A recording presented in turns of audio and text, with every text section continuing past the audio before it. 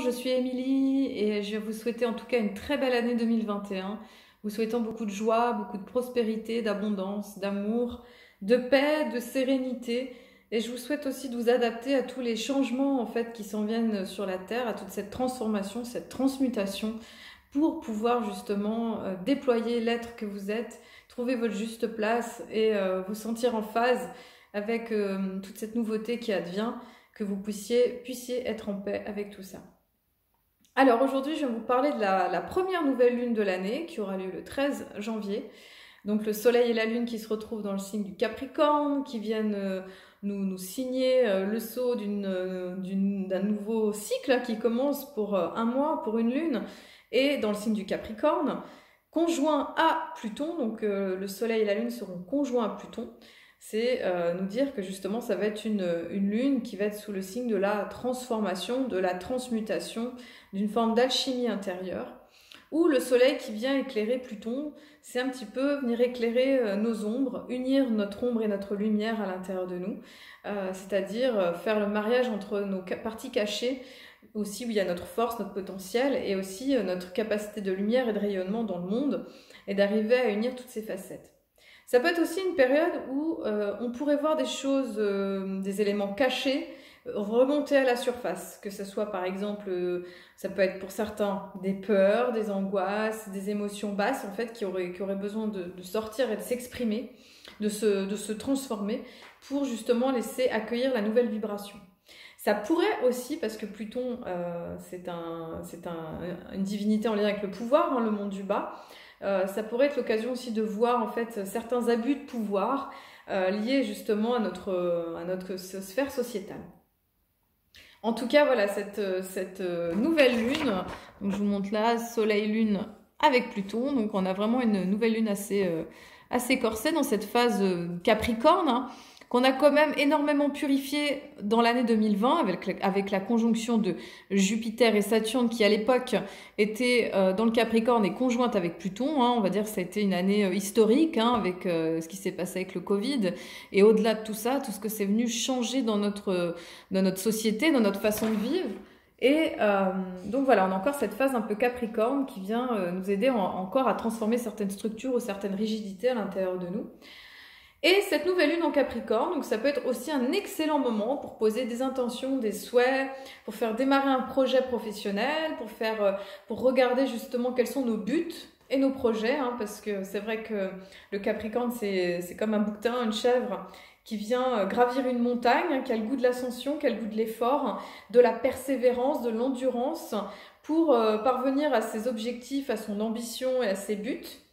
Donc c'est intéressant, ça serait vraiment ça peut être un moment super pour fignoler par exemple vos tableaux de vision sur quels sont vos projets pour l'année 2021 par exemple si vous ne l'avez pas déjà fait. Et justement vous donner une ligne de conduite en fonction de ça. Alors cette nouvelle lune, elle va être assez intense, hein, justement en énergie, parce qu'il y a beaucoup de conjonctions en fait avec ce démarrage là. Elle vient nous montrer, elle vient un petit peu nous montrer comment va s'articuler 2021. Et on a donc encore la conjonction donc de Saturne et Jupiter dans le signe du Verseau. Donc ici, Saturne, Jupiter et Mercure, donc dans le signe du Verseau. Donc on a eu ce grand passage, vous vous souvenez, 18 et 20 décembre, solstice d'hiver. Le passage dans l'ère du Verseau, hein, qui est quand même un moment historique, hein, de plus d'une ère de 250 voire à 2000 ans, hein, qu'on vient juste de débuter, de commencer. C'est comme si on était vraiment entre la transition entre le Moyen-Âge et puis la Renaissance. On pourrait l'assimiler comme ça. Donc Saturne et Jupiter, qui sont dans le signe du Verseau, viennent amener cette nouvelle énergie quelque part, hein. C'est comme si on avait vraiment bossé sur nos structures, hein, les uns les autres, chacun à notre manière. Depuis 3 ans, là que Saturne était en Capricorne, on a vraiment un petit peu moi je dirais, on a créé une base en fait pour pouvoir après s'élever et pouvoir être inspiré d'une manière en fait qui soit plus juste pour accueillir l'énergie air du Verseau, parce que mine de rien, si on n'a pas une bonne terre, on peut vite s'envoler avec l'énergie du Verseau. Donc, tout ce travail en Capricorne, il a permis finalement de poser des bases structurées, des bases solides pour pouvoir s'envoler ensuite avec l'énergie du Verseau. Enfin, s'envoler, j'entends amener des changements quantiques dans construire justement ce nouveau monde. Et pour ça, ça va passer aussi par le délabrement d'un monde ancien qui va petit à petit s'effondrer et qui va petit à petit, même à l'intérieur de nous, qui va changer. Alors, cette conjonction Saturne-Jupiter, donc Saturne c'est ce qui retient, Jupiter c'est ce qui expanse, donc on a cette espèce de frein et d'accélérateur qui est associé avec l'énergie du Verseau, qui fait que on y va, mais on y va doucement, en même temps avec beaucoup de patience, on invite à beaucoup de patience. Et on a une planète, du coup, Mercure, qui est dans le signe du Verseau depuis je regarde mes notes, depuis le 9 janvier, qui est justement conjointe avec Jupiter et Saturne. Donc Mercure, c'est le mental, c'est la pensée, c'est l'intelligence, qui a très envie finalement de développer cette nouveauté, avec Jupiter, qui va avoir envie de s'expanser, créer du neuf, créer des nouvelles formes. Et puis en même temps, Saturne qui va amener une forme de rigueur, de structure, de concentration, de faire les choses pas après pas, avec beaucoup de patience, avec beaucoup de temporiser finalement cette nouvelle énergie. Donc on a ce Mercure en Verseau qui est tourné finalement vers les nouvelles technologies, vers des nouvelles avancées, vers des nouvelles idées. Et il faut savoir que Mercure du coup va rétrograder, on va reculer dans le zodiaque du 31 janvier jusqu'au 22 février et elle restera dans le Verseau jusqu'au 16 mars. Alors, une planète qui recule comme ça, souvent ce qui se passe, c'est qu'elle vient se régénérer, elle vient se restructurer, elle vient s'intérioriser, comme s'il y avait un besoin justement de purifier, de changer, de transmuter, de transformer, d'amener un nouveau regard en fait sur cette énergie Verseau, de lui donner un petit peu les nouvelles, vous savez, comme j'ai l'image d'un ordinateur qui va se reparamétrer, vous savez là, et c'est comme si notre mental avait besoin de se régénérer en fait avec ces nouvelles énergies du Verseau et de créer justement ces nouveaux paramètres.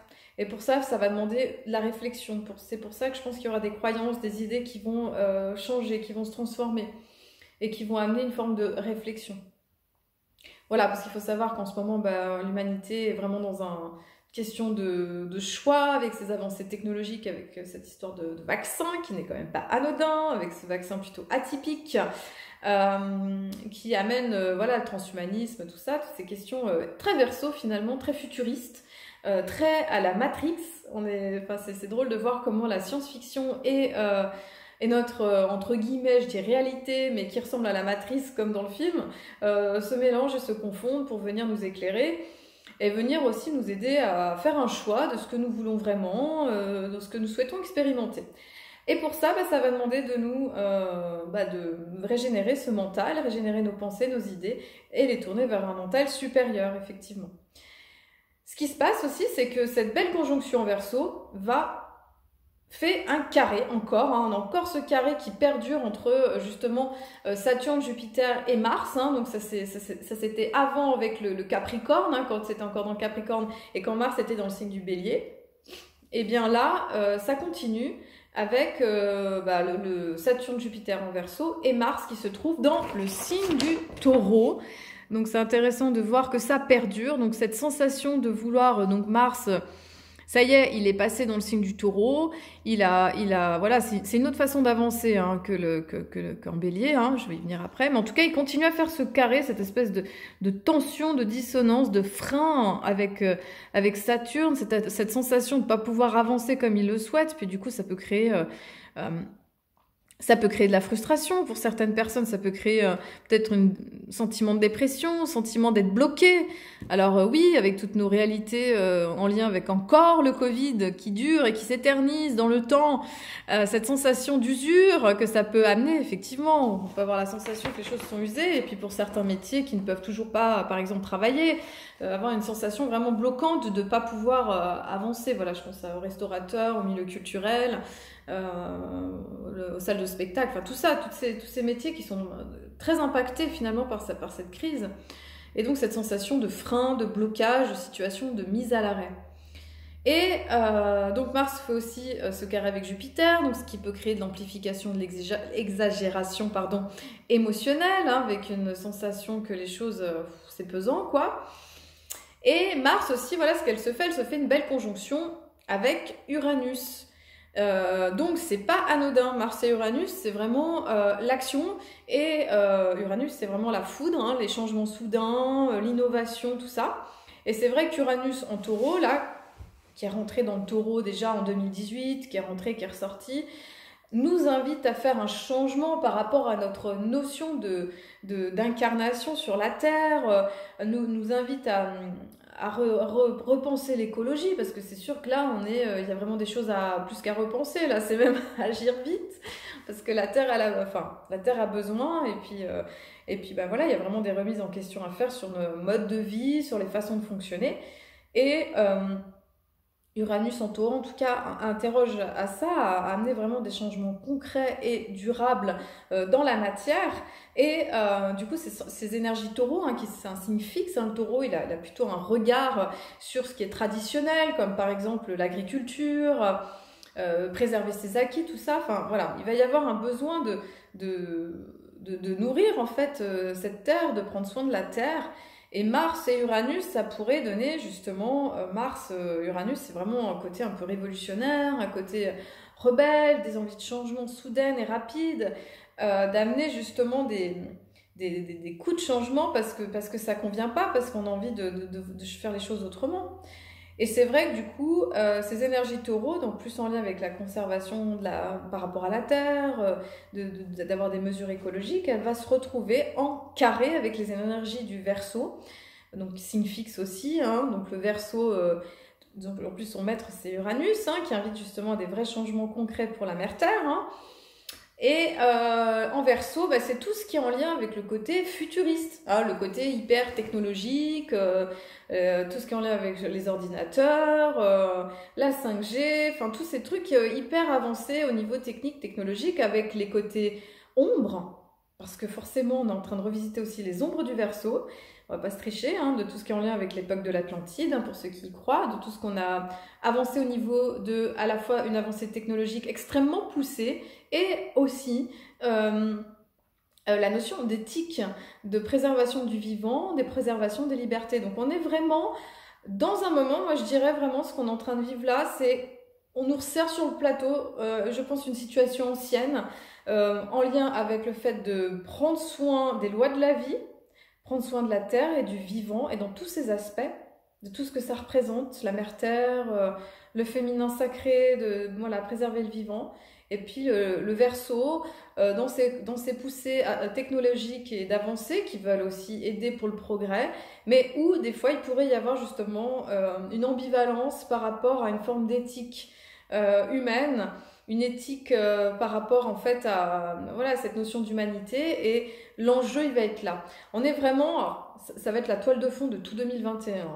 La toile de fond, ça va être vraiment comment on avance avec justement ce progrès pour la Terre et ces progrès en lien pour l'humanité, et qu'est-ce qu'on met dans la balance et où on met l'énergie et à quel niveau. Et surtout sur ces polarités, hein, parce que ce soit l'un ou l'autre, y a rien de bon, il n'y a rien de mauvais, c'est de voir que c'est des expériences, mais que du coup, ça va nous mettre en lien avec notre libre arbitre et notre faculté de faire des choix en fonction de ce que l'on ressent le plus élevé possible et tout ça. Et donc, du coup, ce carré, il va amener justement une tension entre Mars-Saturne qui va voilà, cette sensation de blocage, on a envie d'avancer, en même temps, attention côté apprenti sorcier, Mars carré Jupiter, ce que je vous disais, une sensation d'exagération, d'amplification au niveau des émotions, ou d'un ras-le-bol aussi pour certains. Et il pourrait y avoir aussi, donc carré Mars et Mercure, des tensions aussi au niveau mental, au niveau de qu'est-ce qui doit être choisi, quelle voie suivre, comment se projeter aussi dans l'avenir, parce que c'est vrai que c'est une période extrêmement complexe pour arriver finalement à se projeter, parce qu'on ne sait pas qu'est-ce qui va se passer au niveau des lois, est-ce qu'on va reconfiner, alors beaucoup de personnes pensent qu'on va reconfiner, durcissement des lois, après on redéconfine, enfin voilà, toutes ces espèces de tricots dans lesquels on baigne depuis bientôt presque un an, hein, pas encore, hein, mais tout ça, ça peut générer une forme d'usure. et créer une forme de ras-le-bol qui pourrait amener une forme de colère et d'agressivité aussi, pour que des choses changent. Voilà, Mars et Uranus, c'est un petit côté révolutionnaire, hein, qui pourrait être assez tendu, avec ce carré justement avec les planètes en Verseau. Donc pour l'instant, c'est un petit peu un bras de fer qui se fait. Et il pourrait y avoir des tensions verbales, et Mercure carré Uranus aussi, des tensions verbales, des tensions nerveuses, voilà, des choses qui n'arrivent pas à s'exprimer. Donc ça demande de vraiment prendre soin de soi, de cultiver sa confiance en la vie, en l'univers, et avoir foi dans tous les changements qui adviennent, même si ça peut être complètement difficile pour certaines situations, certaines personnes, de voir des mondes s'effondrer, littéralement. Voilà, parce que du coup, il y a vraiment quelque chose qui est en train de se reconstruire au travers de tout ça. Alors, Vénus est passée aussi dans le signe du Capricorne. Elle fait un trigone à Mars et à Uranus. Elle va amener une énergie justement de... Vénus, ça va rencontrer tous ces aspects en Capricorne, hein, ce qui n'était pas le cas en fait l'année dernière. Elle va amener cette notion de féminin, d'amour, de justement aller chercher cette notion-là, de ne pas être que dans la tête, le côté très télépathique du Verseau ou mental, mais d'aller chercher cette dimension du cœur et d'aller l'associer avec donc ce trigone Mars en Taureau et Uranus, pour amener justement un équilibre en fait entre les forces yin, yang, féminin, masculin, le dieu et la déesse, d'arriver à trouver une harmonie là-dedans pour pouvoir commencer à construire aussi, commencer à construire du nouveau par rapport à cet ancien qui s'effondre. Alors, que vous dire d'autre que je voulais vous dire? Oui, Uranus va repasser direct bientôt, là, ça va être le 15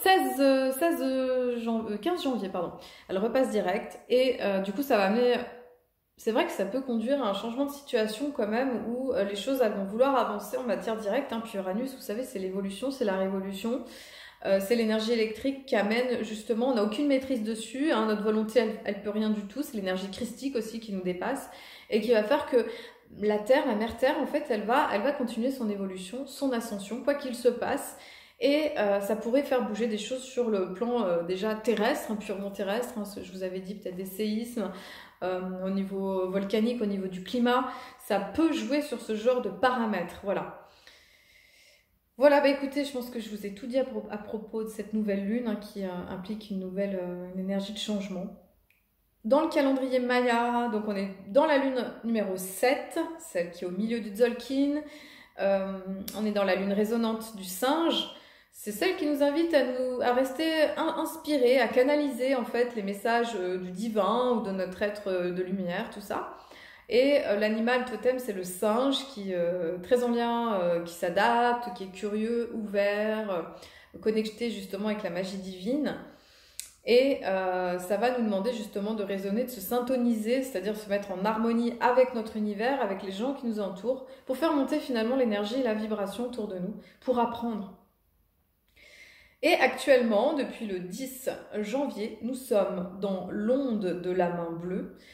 C'est une direction de l'ouest qui nous invite à nous transformer, à nous guérir. Donc on est en plein dans la phase avec cette période plutonienne, hein, de cette nouvelle lune.